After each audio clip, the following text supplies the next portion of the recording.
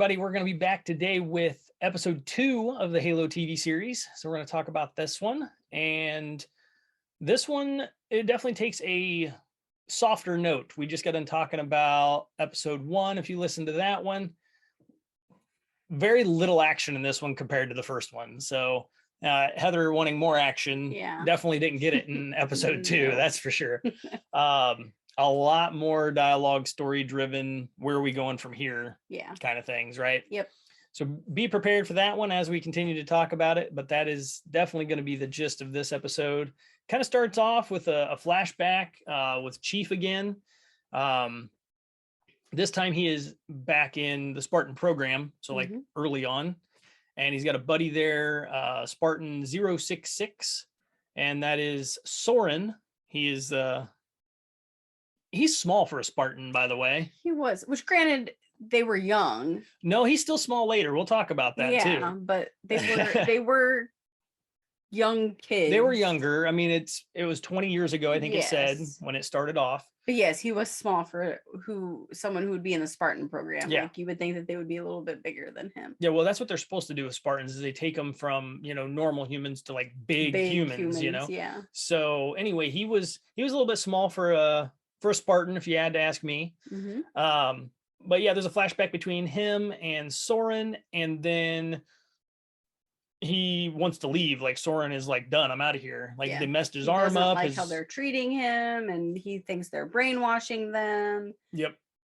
So his hand is all messed up. Like his left arm is just all kinds of mangled up and stuff. He doesn't have all of his fingers now, and he's just done with the Spartan program. He sneaks out, but Chief, John figures it out that he's outside, takes a weapon, goes outside, finds out where he's at.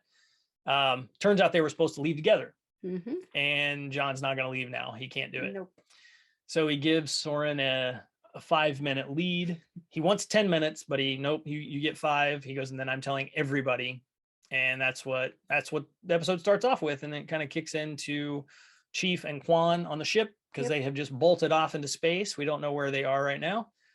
And she just straight up asks him, why did you save me? Yeah. And he says, well, would you let a kid die? She says no. And she says, thank you. Yeah. And he's just kind of like, it's kind of my job, right? Yeah. Like, that's kind of the reaction. You can see her coming around though, like to him. Yep. You definitely trusting him. Yeah. He definitely more trust there. Then there's a conversation with another, I don't know what like label he would be given, but Halsey's having a conversation with someone very high ranking in the UNSC, right? Yes. But he seems like a good guy. Yeah. Like he doesn't strike me the other way. He seems to be on her side, and he gives her advice on how to make her, once possible, he tells her just don't make it too boring, and you'll get the votes that you need. And they're basically talking about some sort of a board meeting they're going to be having with everyone and the higher ups, as well as her, as well as Halsey.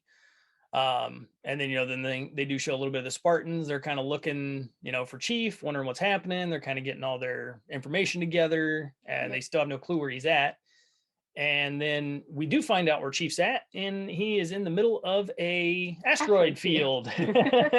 Like, of all the places to come out at, he's an asteroid field. They're traveling through time when him and her had that conversation. Him and Quan had the conversation of, why'd you save me? They're traveling through not time, but their light speed. I mean, they're like they're really hauling ass, and they come out of light speed like in the middle of an asteroid field, which we've seen that in plenty of Star Wars and other things, right? Space movies in general. Yeah. And, Guardians of the Galaxy, those kinds of things. And this is awesome. Like, it is a very cool scene. This one, like, and I already spoke about it in our first episode, the Attack of the Clones this is another like spot on feeling from that exact same movie, almost the same scene too, because when Obi-Wan is running from Jango Fett and he's in the asteroid belt, this maneuvering that you see the Pelican doing here is very reminiscent of that, trying to get past these rocks, and they're crashing into each other in space, and they're still trying to dodge them and everything. I believe this is also a part where our son mentioned that was one fast pelican. Yeah. And one agile pelican, because it just zips and zooms and. Well, and it shows Chief's piloting skills. Yes. Which I really thought was cool, because you don't get to pilot anything like this in the games. So to finally see a little bit more of the character, kind of like in the first episode we talked about, where you can see him maneuver his body, fighting against two elites. Him maneuver a ship. Now you see his abilities of flying something, and he's good at it. He's very good at it. He's damn good at it. He's like, I'd fly with him. Yeah, I would feel safe with him behind the wing or whatever. The handle. Yeah, because he makes some pretty tight turns, and he gets through here. It's a really awesome scene. Like, I really, really liked it. It's probably my favorite, maybe my second favorite thing in this episode. But very, very cool. And it comes out pretty early, when that happens. But then he breaks through this asteroid field, and in the middle of the asteroid field is essentially like some sort of a colonized section of asteroids. And they're all like connected with what big I don't know what cables. Cables. Yeah, they're cables of some kind. There's an enormous one in the middle that's kind of hollow. Kind of reminds you of like the Guardians with the Nowhere with the big head that's hollowed out. The celestial head. It's like that, but these are just asteroids that are kind of hollowed out and colonized. People are living on them, and there actually is a planet in the background. So this is like right in front of some sort of planet. Whether or not that planet's habitable, who knows? It could be getting pelted with asteroids all the time. So very, very cool design, very different. Nothing was seen like this ever in Halo before, which is really cool. So something new, which is, I think, what the show is going to continue to do, is just new thing after new thing to really make it its own. But I liked it a lot. I thought this was just inventive and different.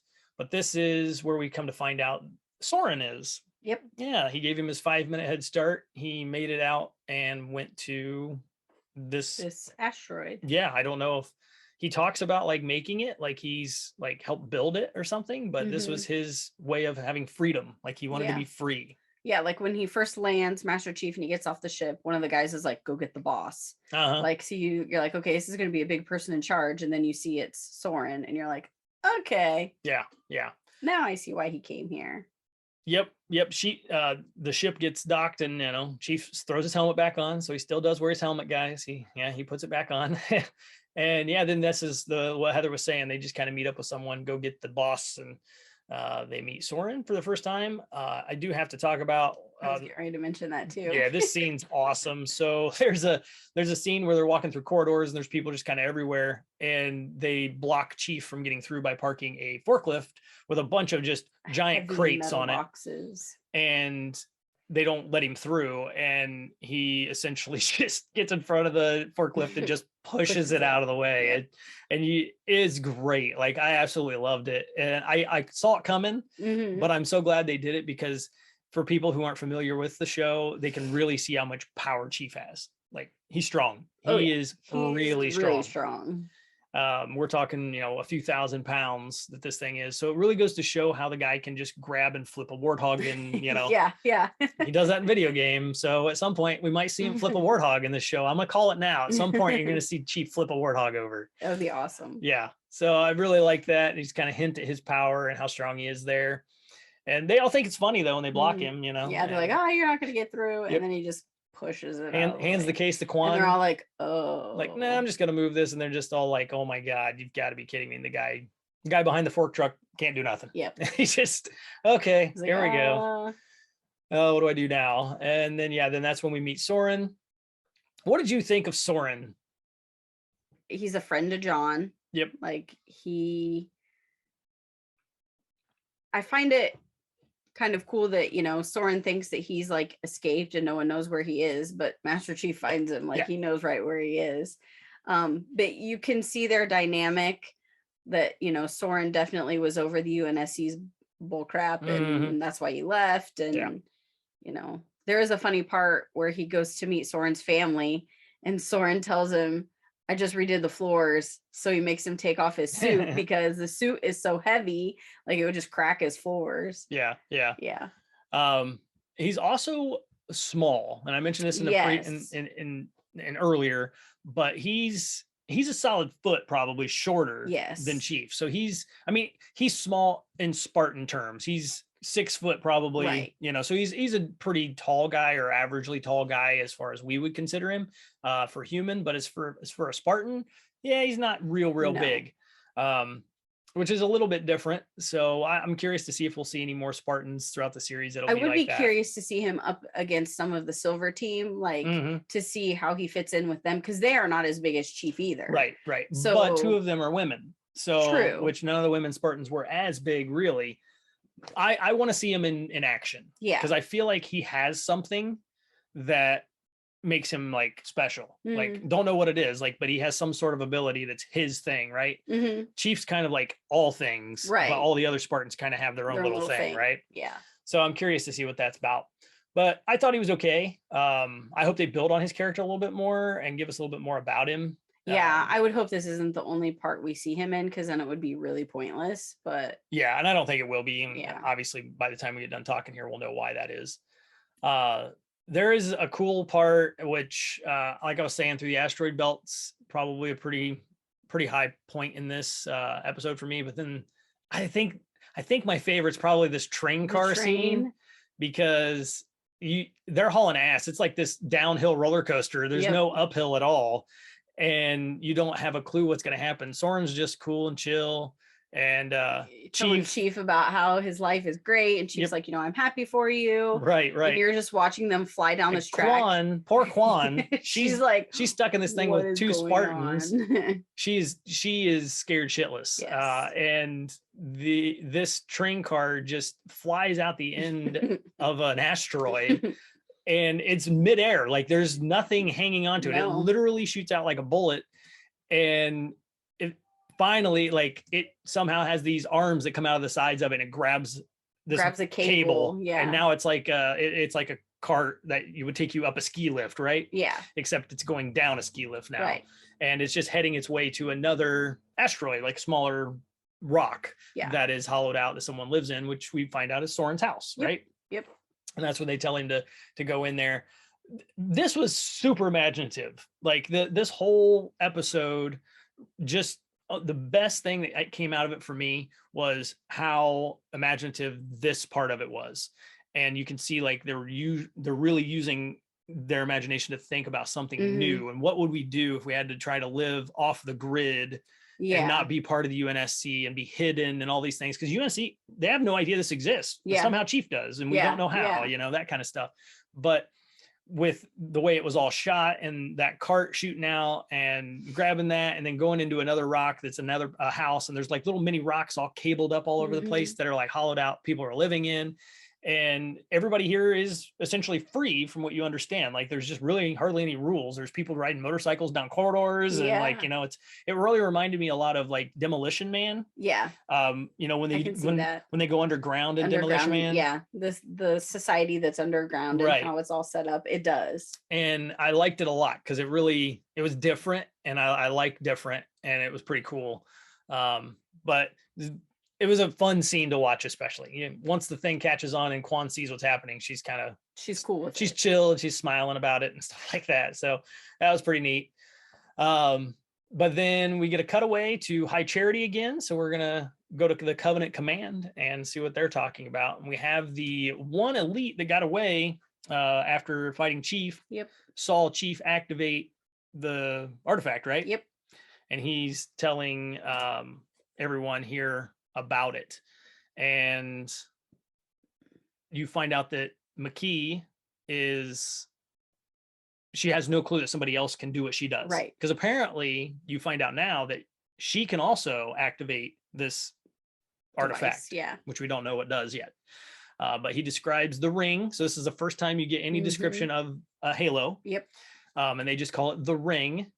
And she's really confused at this point, because she's like, are you sure? And the elite is like, yes, I'm sure of what I saw. Like that's and he draws it out, what he saw, the ring, and then she realizes, oh, someone else can do this, like this is what we've been looking for. Right. So the whole time, the thing they wanted to find, they found it, but then it was stolen, basically, is the way they're looking at it, because Chief found it and then took it. So they want it back pretty badly. And now the plan is for her to infiltrate humanity, right? Yep. The humankind, because she is human. Like she's just like Chief. She's a blessed one, as they consider to keep calling them. I think they call Chief something else later, but in their religion, I guess you could say, for the alien religion, they call him the blessed one. And they don't want her to go because she's too important. Right. They're like, no, you can't. You're too important to us. You cannot go. And then she tells them, like, I can move among humanity in ways you cannot. Like, I would be sneaky in and out. Yeah, I look like them. They would never second guess me. Anything. None of it. So maybe we'll get to see her speak English. Who knows? Yeah, she would have to, I would assume. I would think she couldn't just speak alien language. Nobody would understand her. Exactly. Everybody would be like, wait a minute, who are you? Right. Yeah. This girl isn't human or something, like something else is happening. So anyway, she's going to win her way. She's going to have to go infiltrate the humans, and we'll see what happens from there as well. We do then cut away and get into that board meeting that everybody's talking about. And, they still have no clue where Chief is. Like they're lost with where he's at. He shut off his beacons. They have no way to find him. And they continue to have like an in-depth conversation, and they want to know how to control what to do with him. Yeah, exactly. Because they talk about punishing him, but then like he's a symbol for humanity. So punishing him punishes all of humanity. Yep. So they kind of go back and forth on it about what to do with him. Right, exactly. And this is where the Cortana project starts to be spoken of. Yep. And Halsey, she kind of manipulates her way. She has a good way of maneuvering to get her way to be able to activate. Actually use the Cortana program. And she uses the Admiral against herself. The Admiral self. Yeah. Yeah. So she makes it very plain that the Cortana program has been thought of by her and the Admiral, tells everybody this, and she essentially puts a positive spin on it for the Admiral in front of everybody. So if the Admiral says no, then there's going to be like, wait a minute, why are you saying no if you approve this program? Right. So she plays her like a fiddle, and she gets her way. And essentially Cortana is they say it's the next stage in humanity, which more or less will take over like your mind. Like they're gonna put AI. They're gonna do humans. AI driven like instructions into humans, into Spartans. So it sounds evil. So I'm curious to see what's gonna happen, because this doesn't seem like the Cortana we've seen in the games at all. It seems like they're going to put Cortana in your brain to where if you do something you shouldn't do, then Cortana can take you over and make you do the right thing. That's how it seemed to me. How did it seem to you? How did you take all this conversation? Yeah, I still feel like it's going to be Cortana from the games. Like, I think they're going to put it in John, and, John and Cortana, obviously they would have to meld. And so like, I feel like. So you don't think she'll be on a chip in his helmet? You think that she'll be like embedded into his blood system, and he'll be like seeing visions of her that only he can see? Maybe. I don't think it'll go that far. I didn't think about that. I thought it would be like a chip in his helmet. Okay, you still think but the chip. It will still be like, I don't think it's going to be like a bad thing. You don't think? Okay. Well, I think they made it seem like a bad thing because, Commander Keyes and Halsey were going at it. It was like, John's a human, and she's like, John's more than a human. He's a Spartan. So like, I think if they tried it with any like average human, it would probably kill them. But I think that's what it's made for. Like, I think this is made for the Spartans to like advance them to the next level. Right. But at what cost? Because like the way, I think, to me, what I took away from it, the biggest thing was the Flash cloning. Like there's I'm taking it that there's some sort of like rule that you can't Flash clone humans. Right. But that's what Halsey has done. She's basically Flash cloned herself. Right. So I think that's where the like discrepancy is. Like, okay. Why they think it's bad. Why the Admiral thinks it's bad. Because cloning's because involved. The illegal Flash cloning. Yeah. Well, I'm curious to see what happens. And what sort of spin they do put on Cortana. If they change her too much at all, or if she is literally just going to be like, she's kind of like a confidant for Chief, you know what I mean? Like she's a partner for him, but he like confides everything in her so that it can balance out. So he's always has someone to like bounce his thoughts off of. And it seemed like that's kind of more what they were leaning toward in this one, was like, she'll be there for him to discuss things with, and either going to report back what he's doing, like absolutely or everything, nudge him in the right or direction. exactly like make sure he's not going too far the opposite way or something like that.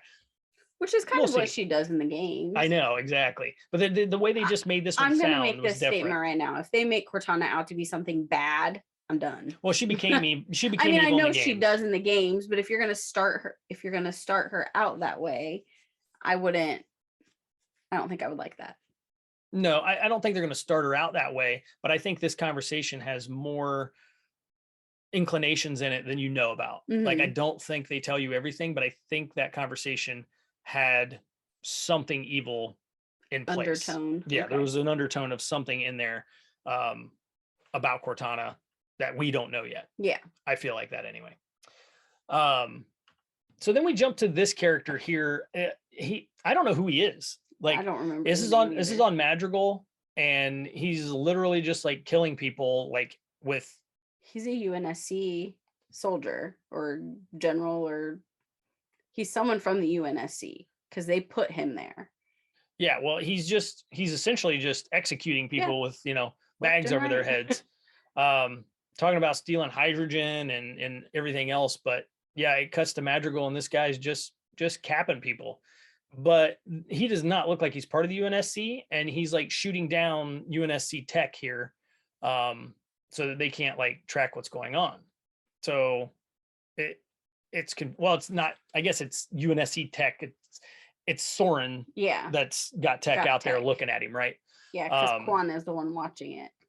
But he's Vinsher is his name. He's evil. Yes. Like, he is very evil. So I'd really like to know what's happening with him. Because I don't think they're giving us enough of him yet. Yeah, I don't think like he showed up at both, like he was doing in the first episode. He was on the news in the very, very beginning, talking about, the Spartans and UNSCs, and he was essentially like saying they're evil, right? Yeah. So he's trying to get like everybody on the opposite side. But Quan does say that he's always looked for a way to cut a deal with the UNSC. Yeah. Which that's essentially what he's done. Yeah. Yeah. That's part of it. We'll see where it goes from there, or if it grows at all. But yeah, then Quan is talking to Soren's wife here, right? Mm-hmm. And they've both lost their families, and they kind of have, that in common. I think I don't remember what Soren's wife's name is, but she lost her family even younger than Quan, from what she was saying. She asked her if she wants justice or revenge, and Quan says she wants to have justice. She's not looking for revenge. So we'll see what she ends up doing with that whole situation. Lots and lots of dialogue in this episode. Lots of stories. A lot to talk about, but we won't talk about absolutely everything here. But another small funny part here that happens with Chief, he's eating some food that they have there. Yes, Soren gives him food, and how's it taste? Tastes like nothing. Yeah, he's like, it tastes like nothing. Stick around long enough, and it'll taste like something. He basically tells him, and then he tells him it tastes like freedom. So I thought that was just some built-in little bits of humor. Really cool set designs and stuff like that in this one. Like I said, for me, like there's a lot of dialogue in this, and a lot of story building, but I watched it multiple times, and that's what stuck out to me most was set design and just how creative they got with everything, because they could do whatever they wanted here. Yep. Because there's really nothing that they had to follow. Yeah, and I think it was a good thing for them, for people that have played the games and seen everything. You haven't seen anything like this in the game. So for me, what I'm trying to say is it gave me even more hope that these art designers and writers and everyone have an excellent imagination for this style of show. Like they are making it just like crazy it still good. Feels like it fits in the Halo universe. Yes, it's not like totally crazy. Yes, exactly. And they can still play around with it and it fits and it looks pretty cool. So I'm happy about that. But yeah, there's just a lot more conversation that happens back and forth here while they're at Soren's house. And then you find out about the artifact. And then I think this is where Chief, I know that the Spartans are still trying to locate him as well. This is when he turns on his tracker. No, that happens later. Oh. So they haven't done that yet. But he pulls the artifact out and shows it to Soren, and Soren's like, I know I got a guy. So they take this to Reth, right? Yep. And Reth, how would you put these guys? Are they prisoners? They just live in this area of Soren's like Freedom Palace or whatever you want to call it? I thought that they were prisoners, but there's no locks on there. Right. They just kind of walk in and just kind of talk with them. I mean, there is a lock on the main door when they first walk in. So I guess it could be like a prison and maybe just the cells, individual cells aren't locked. Something like that. Yeah. Maybe it's kind of like their way of like free time. You know, they can get out and do whatever they want in that area, but they each have their own individual cells as well. But that part was a little bit confusing. They didn't really tell you too much about this. They just go into these locked doors and there's like prison cells inside there that are not locked. And then they have a conversation with one of them named Reth, he's actually been abducted, but basically by the Covenant before. Yeah. And once they have a conversation with him, you find out more about these blessed ones that they're talking about. And this Reth guy's a little crazy. Yeah. He's kind of lost his mind over time. Soren says time with the aliens will do that to you. Right. There's probably some torture, sure. Who knows what's involved. But he touches the artifact and nothing happens. And then he has a conversation real quick with Chief and he says, you're different than them. You don't want what they want, right? And Chief says, right. And then Reth throws the artifact at him. Yeah. And he says, good. And when Chief catches it, it like sends that pulse out. Right. And you get more flashbacks for Chief again to happen. So clearly we knew from the first episode this artifact was going to be a big thing. And it shows even more here because he's trying to figure out what it goes to, what it's all about. You hear about the rings finally in this as well. Mm-hmm. So they finally talk about Halo. Yep. They don't say Halo though. Mm-hmm. They just say the rings. And that they're death, you know? Yeah. What do you think on this here? I'm curious because, you know, he catches this artifact. They've talked about the rings being death. And then he asks Chief if he felt the death, the evil, like the darkness inside. You think there's somehow like communicating directly into their minds from the Halo? Like these are like some sort of they called him a keystone transmitter. Yeah, keystones, so right? I'm sure, I think it's like maybe part of what makes the ring function. So it probably holds like pieces of the ring kind of. So, you know, like you touch it and you can tell that there's like evil behind it because the ring is evil. Yeah. So I don't know. It's another one of the mysteries that still keeps me thinking and wondering like, and wanting more. What's going to happen? Because this is the first time you find out that Chief basically has the same ability as this Mackie girl or McKee. I still don't know how to say her name. Because it's like this guy tells him, you know, you're just like her. Yeah. You're just like the one they have. And he's like, what do you mean the one they have? You know, and then they talk about, you know, starting the rings and end of life as we know it. Yeah, and it's a weapon. Yeah, and it's a weapon. And then, you know, Reth says yes. And then you're like, okay, well, that's pretty similar. You can see Chief's face is like, oh shoot. Yeah. He knows. Gotta figure out what's going on. Yeah, because he's, you know, he can feel the darkness and, you know, he wants to be able to stop it.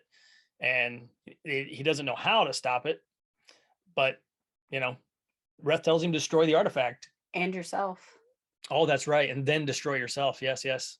So it gets kind of sketchy. What will happen next? Yep. But at this point, Chief's like, I gotta go. Yeah. He's like, we gotta figure this out. Like, what's going on? It's like, I'm out of here. Gotta go. He starts to make his way back and he has to leave Quan with Soren. And, you know, Quan asks, you know, can I can I have a say in this? And he's like, I'm sorry, Quan. He's like, this is the best I could do. And because he knows if they find her, if UNSC finds her, they're going to kill her. Yeah, they'll definitely kill her. And he won't be there to help. Right. And this is the safest place he could think of. I mean, UNSC doesn't know it even exists. Right. Soren just kind of hollers over at him. So that's it. And he puts the helmet back on, nods, and walks out. Right. So that was kind of the end of that situation. And this is where he turns on the tracker, like you were mentioning earlier, turns his beacon on after he gets out of the asteroid belt so that, they can't find that location. And immediate, I mean, with the tech they have, right? Bam, done. We know where he is. Beacon on. Get him. Chief just turned his tracker on, and let's go get him then. So they're in the Stalwart Dawn, I think is the name of their it's like Pillar of Autumn. It's a giant ass ship. And they head off to find Chief. They do get him, they cuff him up, bring him in, and he sits down, has a conversation with Halsey. Halsey's now seen the artifact. She has it. She's happy. Yep. She's never seen anything like it before. Nope. She's ready to see what this thing is. Yep. But they have a conversation together, Chief and Halsey, and he wants to talk about the flashbacks, and she steers him right away from that. Like, no way. No, she doesn't want to divulge what that is. Right. So then it makes you wonder, like, what was his life before? Like, how did he end up in the UNSC Spartan program? Well, in the games, he was kidnapped, and they wiped their memories, and then they put him in the program.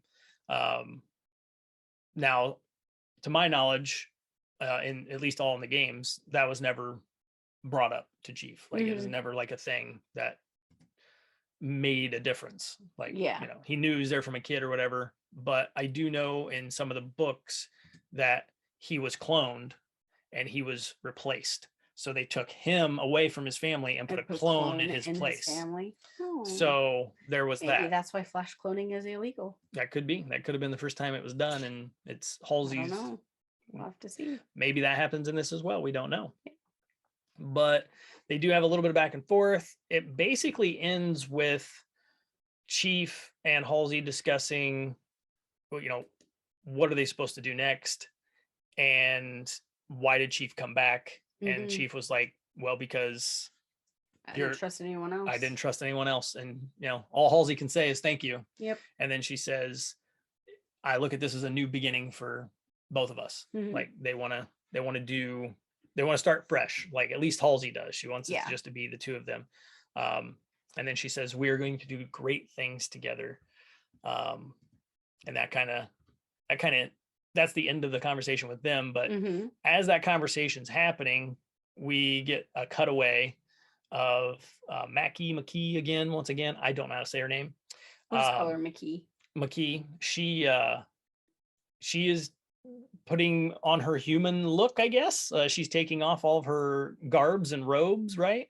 Which are giant and kind of gaudy and very space front. More or less, she's just stripping down. Right? She's switching over. You show some scars on her back, and she's just changing over to whatever she's gonna wear, which they don't even show us. Like they just kind of cut away after they showed her disrobe, basically. So I think episode 3 is gonna probably track her more if I feel like it. She's only been like peppered in these couple of episodes so far. So I think we'll see more from her. But yeah, Chief and Halsey have their conversation and she activates the clone. Yep. And the episode ends. So clone opens its eyes, which essentially turns into we know it's going to be Cortana somehow, but we don't know how she's going to be put into AI. Right. So we got to wait and see. Yep. And that is the end of the episode. For you, like, what was your overall thoughts on this one, kind of compared to the first one in general? It was good. I didn't like it as much as the first one.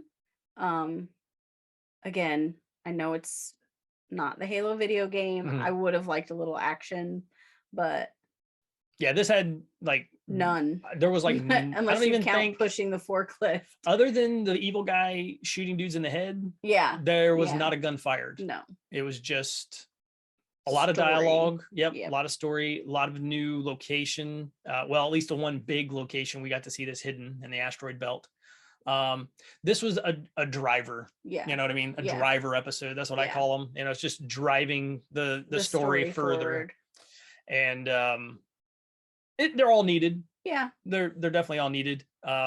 People out there I've seen like gave this episode the same score as the first episode. No, this was definitely lower. Yeah. I liked them both. I mean, it's going to turn out to be a series, but yeah, if I wanted to watch another episode again, it wouldn't be this one. No, I'd go back and watch the first one again. Yeah. I watched this one multiple times to retain stuff, honestly, because of a lot going on in the dialogue and what's happening. And you kind of think I'm thinking about the dialogue as they're talking instead of paying attention to all the dialogue. What they're saying. Yeah. So it's like, dang it, I got to go back and watch it again. Rewatch this part. So yeah, I've made that mistake a couple of times, but I like it. I think the show's still continuing further forward. Yes. It's making Chief more of a character that you like and you kind of want to be like. You're definitely getting feelings of like this bigger universe that we don't get to see in the games. Right. So, you're seeing like not so much different like beings or alien races or anything like that, but like different factions of humanity. Yes. And how they all kind of take, how they kind of take hits or their opinions on UNSC and what's happening in the world. Yeah. So I'm looking forward to seeing what's happening. I could see this particular place either being a big safe haven or coming in clutch at the end, like they all like take off from this area and go help Chief win the battle or something. Yeah. Somehow. Yeah. That's what it makes me think anyway. We'll see if I'm right or wrong. I don't know. We'll have to revisit the episodes and see if we got anything right. But yeah, I enjoyed it as well. Still on the right track, and I'm really looking forward to the third episode because I want to get more action like you. I'm the same. I definitely want more action. I really hope there's something that happens. Yeah. Yep, some fighting would be really, really cool to see. And we'll go from there and see what happens. But we'll be back in a few more days, and we'll talk about that one as well. Yeah. And for now, hopefully you guys are still enjoying these. They're fun. I haven't figured out what to call them yet. We'll get a name eventually, but do something that's video game, TV, movie related type stuff instead of movie reel, which is a different beast. Yeah. All right. Well, that is it for this episode, and we'll be back with another one in a few days. So everybody out there, until next episode, stay loud.